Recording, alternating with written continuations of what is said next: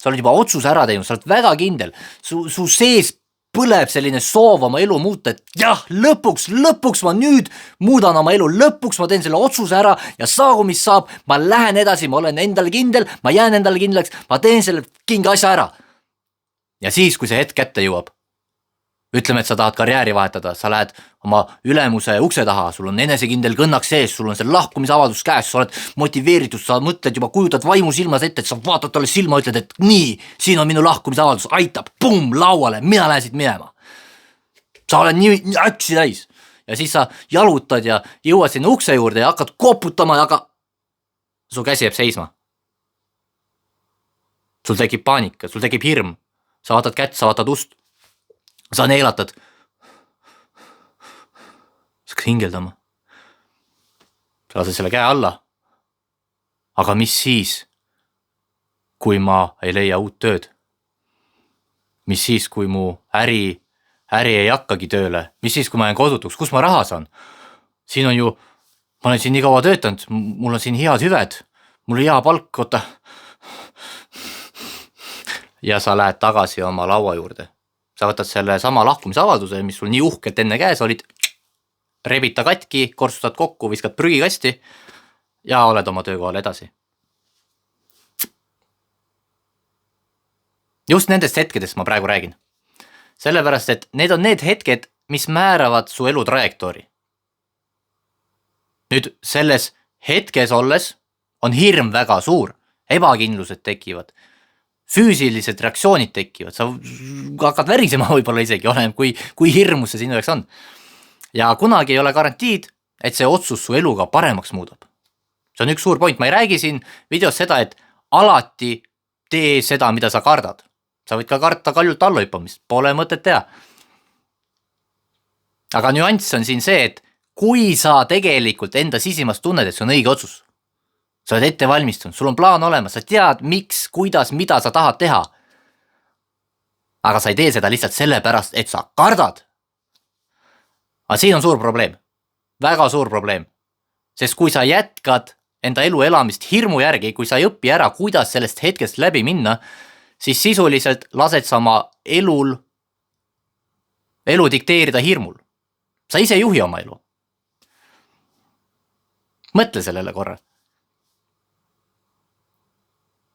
Kas sa tahad ise oma elu juhtida või on sinu jaoks okei, et hirm juhib su elu?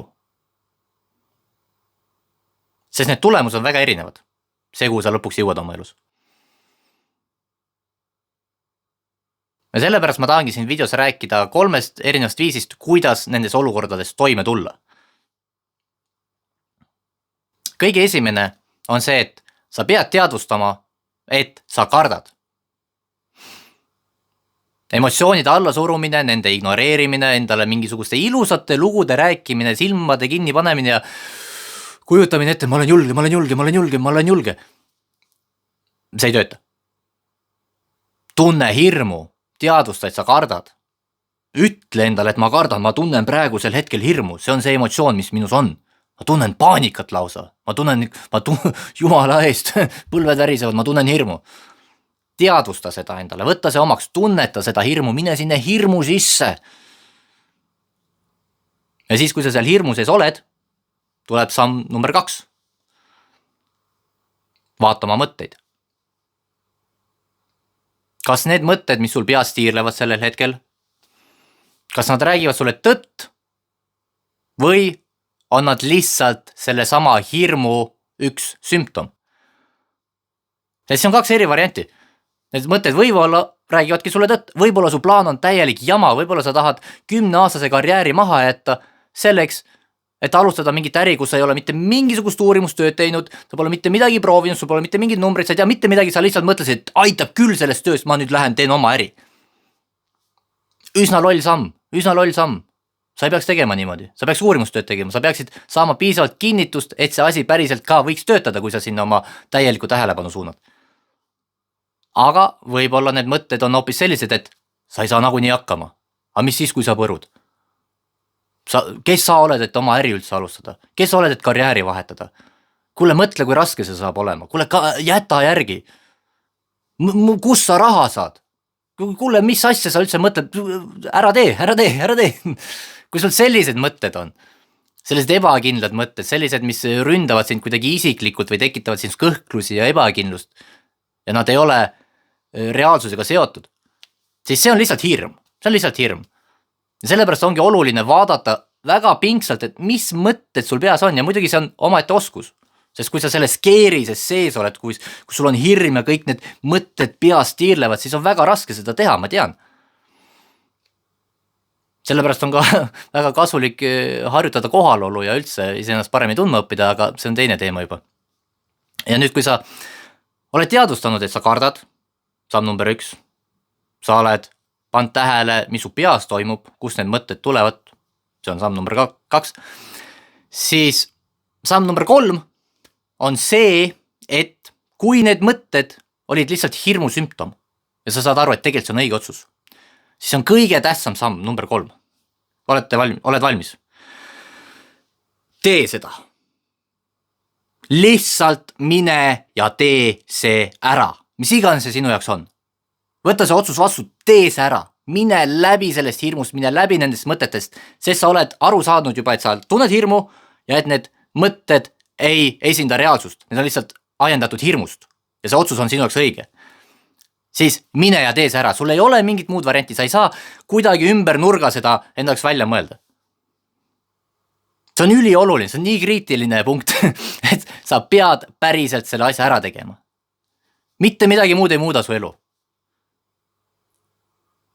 Need on need hetked, kui sa suudad sealt läbi minna sellest hirmust, need on need hetked, kus su elu trajektoor muutub täielikult.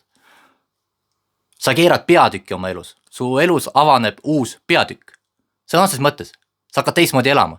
Need on sellised väga tähtsad momendid elus, mis määravad ära terve su ülejäänud elu.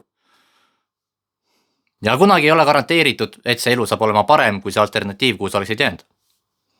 See on osa sellest mängust, see on osa elust.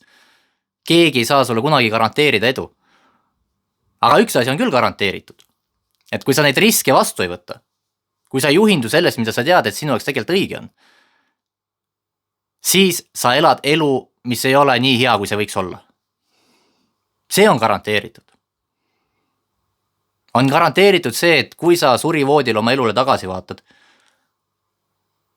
siis tuleb sinusse väike selline kibeduse uss, mis ütleb sulle, et kurat, sa oleks võinud ikka proovida. Ja see on üks asi, mida mina isiklikult kõige rohkem kardan oma elus. Tagasi vaadata oma surivoodil, oma surmahetkel ja mitte seda, et ma ebaõnnestusin elus. Seda ma ei karda. Aga ma kardan seda, et ma ei proovinud. Ma kardan seda, et ma olin argpüks. Ma kardan seda, et ma andsin alla nendes rasketes hetkedes. See on väga hirmutav mõte minu jaoks. Minu jaoks ei ole üldse hirmutav see, et ma läbi kukkusin. So what? Ma võin läbi kukkuda asjades. Aga üks asi, mis ma ei taha teha, on hirmule alla anda. Ma loodan, et see video ärgitas su mõtlemist, et sa said siit võib-olla motivatsiooni. Ja kui sa tahad minuga üks ühele töötada, siis ma pakun ka selliseid sessioone, kus me räägime täpselt need samad teemad läbi, aga palju detailsemalt, kus ma annan erinevad harjutusi, kus ma suunan su mõtlemist selliselt, et sa päriselt saaksid jõuda selgusele, mida sa tahad oma elus saavutada ja mis sind siiamaani tagasi on hoidnud. Ning loomulikult, kuidas nendest hirmutavatest rasketest hetkedest läbi minna, sest ma olen ise pidanud nii palju nendest läbi minema ja nii palju tööd tegema, et mul on mida sinuga jagada. taavisojunen.ee on minu lehekülg ja ma pakun ka 30-minutilist tasuta kõnet, kus me saame aru, kas me sobime üksteisega tööd tegema. Ja lõpetuseks ma tahan öelda, et palun võta oma elu tõsiselt. Sul on üks elu. Ja kui sa vaeva ei näe, et seda elu hästi elada, siis see alternatiiv on tavaliselt selline keskpärane ja üsna kannatusi täis elu. Näeme juba järgmises videos.